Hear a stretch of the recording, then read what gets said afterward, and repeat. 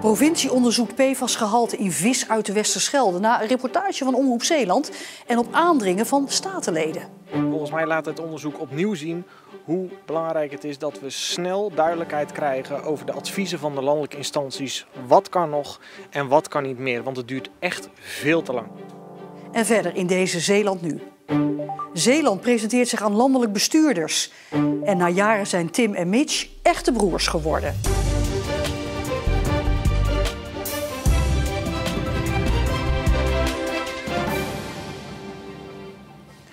Goedenavond. De provincie Zeeland wacht niet langer op minister Barbara Visser voor een onderzoek naar de effecten van PFAS in de Westerschelde op de gezondheid. Gisteren bleek uit toxicologisch onderzoek in opdracht van Omroep Zeeland dat het niet verstandig is om vis te eten uit die Westerschelde, omdat die vol zit met PFAS. En dat is een verzamelnaam voor mogelijk kankerverwekkende stoffen. Gedeputeerde Dick van der Velde kondigde vanmiddag zelf een onderzoek aan. We hebben vanmorgen in GS besloten om zelf de opdracht te geven voor een dergelijk onderzoek. En in de gesprekken die we de afgelopen periode hebben gevoerd, weten we ook dat de Rijksoverheid hier ook de rekening voor zal oppakken. En dat is goed nieuws voor iedereen die zich afvroeg waarom het zo lang moest duren voordat er actie werd ondernomen. Vanochtend nog lieten 2 statenleden weten dat hun geduld, na het zien van het onderzoek van Omroep Zeeland, voor een heel eind op was. Volgens mij laat het onderzoek opnieuw zien hoe belangrijk het is dat we snel duidelijkheid krijgen over de adviezen van de landelijke instanties. Wat kan nog en wat kan niet meer, want het duurt echt veel te lang. Ik denk dat de provincie zelf actie moet nemen. De provincie is er ook voor zijn inwoners. En nu komt dat onderzoek er dus. En daarmee komt de provincie tegemoet aan de voortdurende groeiende zorgen van de Zeeuwen. Komt die stap niet wat laat? Dat zou je kunnen vinden, maar we weten natuurlijk ook dat we eigenlijk pas sinds niet afgelopen woensdag, maar de woensdag daarvoor in de Statenzaal met elkaar een gesprek hebben gevoerd. Dit is niet van de afgelopen maanden, dit is niet van het afgelopen jaar, dit is al langere tijd zo. En daarmee, volgens mij, verdient Zeeland dan ook een heel duidelijk antwoord. Waar koerst u op? U heeft vast wel iets in uw hoofd. Nee, ik heb daar echt niks over in mijn hoofd. We moeten met RIVM gaan afspreken. Wat heb je nou precies nodig om voor ons om echt inhoudelijk de goede opdracht te kunnen geven. En daar hangt het een en ander van af. Maar de deur staat nu wagenwijd open om daar de stappen in te zetten. De Zeeuwse gedeputeerde Dick van der Velde sprak vanuit Den Haag, waar Zeeland zich vandaag voor de 6e keer presenteert aan Politiek Den Haag. Doel is om de banden aan te halen, gezichten te laten zien, maar vooral om onderwerpen aan te kunnen kaarten die voor de provincie van belang zijn. Sinds de presentatie van het compensatiepakket voor het marinierskazerne debakel lijkt Zeeland er steeds beter in te slagen om Zeeuwse thema's in Den Haag onder de aandacht te brengen. Ik heet jullie van harte welkom namens Zeeland. We moeten ook meer in elkaar investeren. En ik denk, dat zijn mijn waarnemingen dan van de afgelopen jaar, 1,5 jaar. Dat is ook echt gebeurd. En we hebben ook wel geleerd om op een andere manier naar elkaar te kijken. Open en eerlijk te zijn, met elkaar om tafel te gaan, zowel ambtelijk als bestuurlijk. Zijn er nog punten die nog beter kunnen? Nou, ik denk aan de Zeeuwse kant is nog, denk ik, scherper prioriteren. Wat wil je met elkaar bereiken? Samenbundeling van kennis en expertise, samenwerken. Ik denk de uitdaging is dat we allemaal op een andere manier ook gaan werken. Niet zeggen, ja, we zien elkaar af en toe. Nee, maar we hebben teams. We hebben teams van mensen van departementen. Dan ga je niet notities en mailtjes sturen. Dan ga je om tafel en dan maak je gecombineerde teams van bedrijven en van departementen om elkaar te helpen. Waar liggen bij jullie de mogelijkheden, de kansen en hoe kunnen we als overheden goed faciliteren? Dat is een nieuwe manier van werken waar we in moeten groeien, ook komende jaren. Ja, dat helpt wel heel erg. Want je laat hiermee ook gewoon de dynamiek en de energie zien en voelen, misschien dat nog wel meer, die er zitten in Zeeland. En daar hoorden enthousiaste ambtenaren bij. Daar hoort een hopelijk enthousiaste bestuurder bij. Die echt vanuit, diep uit de tenen die energie en dynamiek haalt en die ambities om te laten zien, het is ons serieus, we zijn menens. En dat gaat beter dan aan een overlegtafel of nog erger misschien via een Zoom-overleg? Ja, zeker weten. Nee, wat ik zeg, dan voel je het niet. Dan hoor je het en dan zie je het misschien, maar je moet het voelen. Politiek verslaggever Heiko Strietman staat in Den Haag. Heiko, ja, we zien dat ze druk bezig zijn, maar ja, wat levert zo'n Zeeuwse dag in Den Haag mij nou als inwoner van Zeeland op? Nou, dat je gehoord en gezien wordt, dat belang moet je niet onderschatten. Er heerst in Zeeland veel scepsis na het marinierskazerne debakel. Maar je moet niet vergeten wat er daarna allemaal in gang is gezet. Denk aan het compensatiepakket, denk aan die route naar een tolvrije Westerschelde-tunnel. Dat is nog niet klaar, maar daarmee zijn wel de eerste stappen gezet als je objectief kijkt op politiek vlak. En ja, deze dag die draagt daar absoluut aan bij. Ja, nou zie ik dat er achter jou geborreld wordt. Is dat nou wat er vooral gedaan is vandaag? Ja, lobbyen. Praten en nog eens praten. Dat gebeurde tot nu toe vooral met ambtenaren in andere zalen van zowel de ministeries als de provincie Zeeland. En nu schuiven zo langzamerhand Kamerleden aan, prominente politici. Denk aan demissionair minister Vert Grapperhaus, die is aanwezig. En daar gaan ze onderwerpen aansnijden die voor Zeeland belangrijk zijn. Dat hebben de provinciebestuurders eerder op de dag dus ook al gedaan. Denk bijvoorbeeld aan de situatie in de Zeeuwse haven, de criminele activiteiten die er plaatsvinden. Hoe willen we dat aanpakken? Wat hebben we daarvoor nodig? Ook het Zeeuws vervoersplan dat vanaf 2024 in gang wordt gezet is aangehaald. En ook de ambities op cultureel vlak. En dan hopen ze dat dat uiteindelijk geld en draagvlak geeft, waardoor ze die plannen in onze provincie uit kunnen voeren. Heiko Strietman, dankjewel. Het kabinet maakt vanavond nieuwe coronamaatregelen bekend om de stijgende besmettingscijfers en ziekenhuisopnames te stoppen. Maar op straat weten veel Zeeuwen wel wat er volgens hen moet gebeuren. Ik zou zeggen verplicht vaccineren. 1 lijn trekken en een duidelijke lijn. In ieder geval de mondkapjes weer en de 1,5 meter. Grote bijeenkomsten stoppen.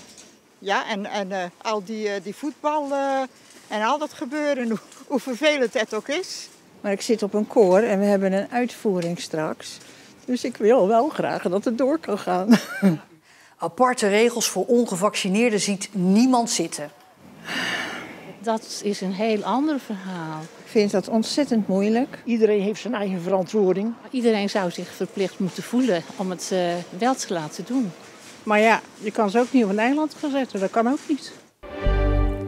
De provincie Zeeland staat samen met de regio Utrecht bovenaan als het gaat om de krapte op de arbeidsmarkt.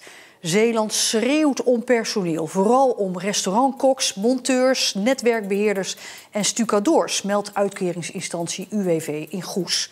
Het tekort is volgens het UWV zo groot dat vooral in winkels en horecazaken gedeeltelijk moeten sluiten, omdat ze niet aan voldoende personeel komen. Het UWV roept werkgevers onder meer op vaker te kijken naar oudere sollicitanten, die ondanks de krapte toch nog vaak worden afgewezen. De voetbalploeg van het asielzoekerscentrum aan de Laurens Thomasweg in Middelburg is tweede geworden op het landelijk voetbaltoernooi voor AZC's. In het stadion van Heracles in Almelo speelden de voetballers tegen meerdere ploegen uit andere provincies. De mannen van het Middelburgse AZC zijn nu aan het nagenieten op hun eigen trapveldje. It was like a dream, you know. It was really amazing. We have a good experience to play in Heracles. Yeah, it was amazing yesterday. Yeah, it was amazing. Een superleuke ervaring en je zag ze ook genieten, je zag ze stralen en ja, daar doe je het uiteindelijk allemaal voor. De jongens zijn natuurlijk tweede geworden in heel Nederland. Ik ben wel benieuwd hoe goed ze nou echt zijn. Dus ik ben in het goal gaan staan en zij mogen schieten. Ja, lekker keeper! Oeh, bijna.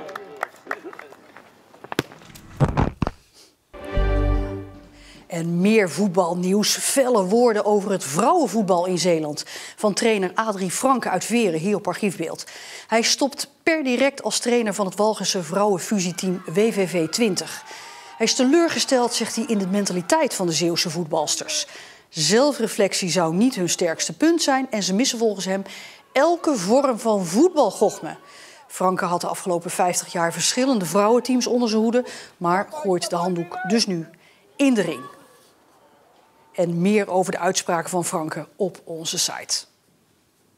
Jeugdorganisaties vragen deze week in de Week van de Pleegzorg aandacht voor het tekort aan pleegouders. Maar hoe is het eigenlijk als je opeens een pleegbroertje krijgt of omgekeerd? Hoe is het nou om als pleegkind terecht te komen in het huis van een ander? Wij vroegen het aan Tim en Mitch, die 11 jaar geleden elkaars broer werden.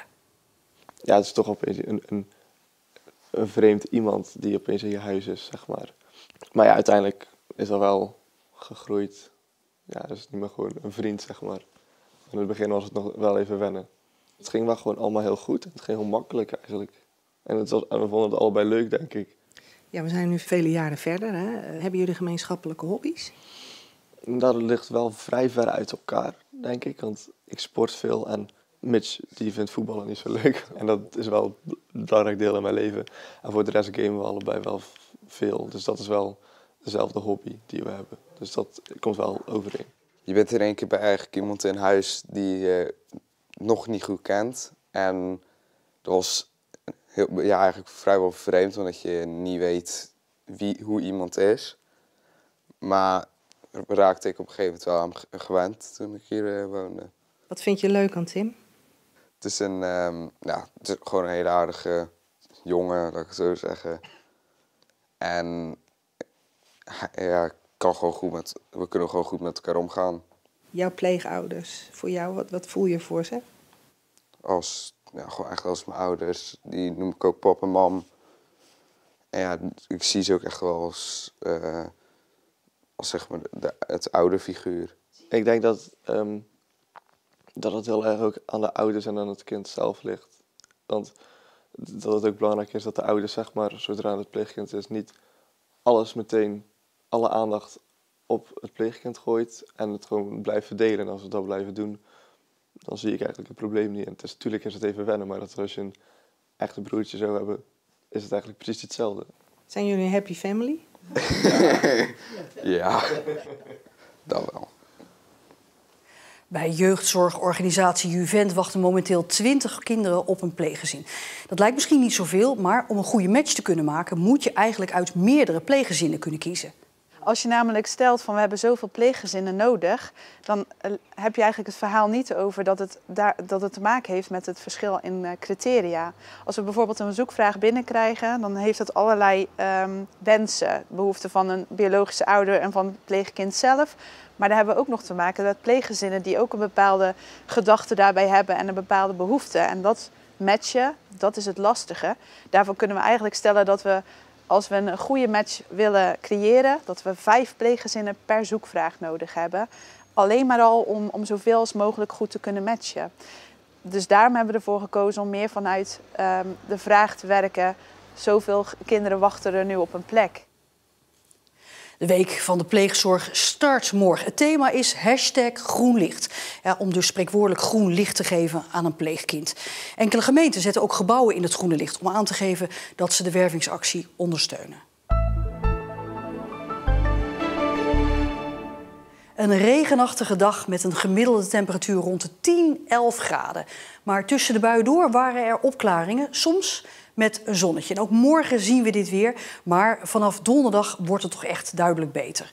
En een uitgebreide weerbericht straks na onze serie Code Groen. Tot zover, nog een hele fijne dinsdagavond.